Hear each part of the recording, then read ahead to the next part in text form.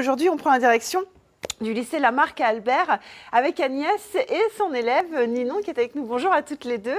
On va parler lettres classiques, on va parler lecture, on va parler écrivain, mais on va parler rencontre et non pas consommation d'écrivains. C'est ça, Agnès? Exactement. Expliquez-nous un petit peu ce projet. Voilà, enfin, j'avais l'occasion, par l'intermédiaire d'une manifestation organisée par le Centre régional du livre qui s'appelle les Rendez-vous lecture et dont le thème était cette année « Dire la guerre, bataille de la Somme oblige », de faire venir au lycée Jean Rouault, qui est le prix Goncourt 1990 pour son livre « Les Chants d'honneur », qui était le premier roman à évoquer les séquelles de la guerre de 14 dans les familles et entre autres chez les petites gens. Et enfin, le ressurgissement une guerre après, en fait, des séquelles de cette guerre de 14. Et donc, il s'agissait de l'accueillir au lycée, mais pas simplement pour la traditionnelle interview de l'auteur qui répond à des questions et qui ensuite s'en va, mais enfin, il s'agissait de le recevoir à tous les sens du terme, au sens hospitalier du terme. Et donc, on a organisé une exposition, une interview par Ninon qui voudrait être journaliste. Et enfin, le professeur d'art plastique, ma collègue Agnès Guédon, a fait travailler les élèves en mêlant le texte et l'image. On l'aperçoit un petit peu ici avec la 2 chevaux et le texte qui fait les bords de la route. Et voilà. Et donc, c'était une réception à tous les sens du terme. Mais du coup, ça fait du rapport à l'écrivain, non pas quelque chose de passif. On voit un grand monsieur inconnu, un peu vieux, qui débarque et bah non, bah, je veux dire, il a plus de 60 ans, quoi.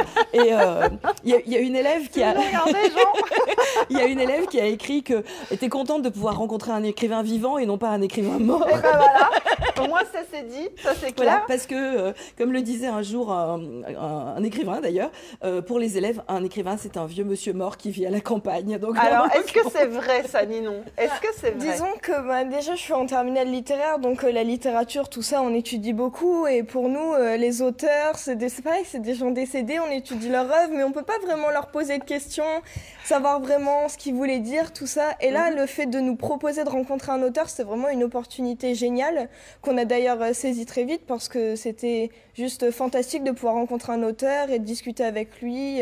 Qu'est-ce qu'on demande à un auteur vivant, du coup? On lui parle de son style, on lui parle de ce qu'il pense de son sujet, on lui parle de ce qu'on ressent en le lisant? Oui, c'est ça, parce qu'en fait, du coup, on peut lui poser des questions sur son travail, comment il en vient à écrire ce qu'il fait, comment il appréhende son travail, s'il se relie. Par exemple, nous, on voulait savoir, parce qu'on sait que Flaubert pratiquait le gueuloir. Et du coup, on lui a demandé, mais est-ce que vous lisez... C'est lire son texte à voix haute pour voir s'il sonne bien, si c'est compréhensible, si c'est beau. Et du coup, on lui a demandé, mais est-ce que vous le faites? Et il nous a dit, non, justement, moi, je fais le murmuroir.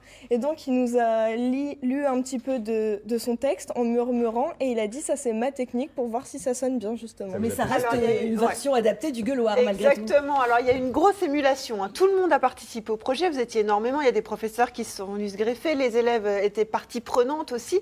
Il y a eu quoi? Il y a eu de la musique, il y a eu des arts plastiques, il y a eu de la lecture à haute voix. Qu'est-ce que ça... Comment les élèves ont ressenti ça? Peut-être Ninon ou vous, Agnès, de chaque côté. Comment ça s'est passé? D'abord, on s'est dit, on va lire les textes, bon, il faudra lire son livre, savoir de quoi on lui parle quand même, on va pas arriver comme des étrangers. Et ensuite, on nous a dit, oui, mais il y a monsieur Ramandrissois qui va jouer de la musique, on a Alban qui a joué du bâton de pluie, Mathilde a joué de la guitare, donc c'était vraiment super interactif. Et le fait d'avoir ce fond de musique derrière, ça nous aide à comprendre le texte, et vraiment, c'était quelque chose de différent, c'était pas plat, juste lire, on a vraiment vécu le texte et la rencontre. J'imagine que l'auteur avait déjà peut-être rencontré des lecteurs, mais sous cette forme, ça a dû le surprendre. Quelle a été sa réaction?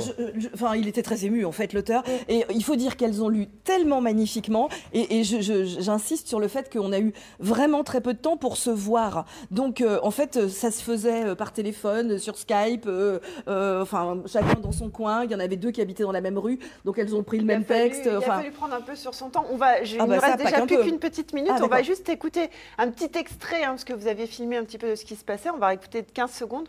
Voilà, c'est Jean Rouault ici. Là, je suis tombé des nues. C'est-à-dire que tout le texte qui est parcouru comme ça, de cet humour-là, je n'en étais absolument pas conscient. C'était juste un procédé pour tenir le chagrin à distance. Donc l'humour pour ne pas pleurer, quoi. Je souris puisque c'est grave. C'est une chanson de Chamfort. Et je suis tombé littéralement des nues au point que je lui ai demandé, j'ai dit, mais est-ce que vous pourriez m'indiquer les endroits drôles?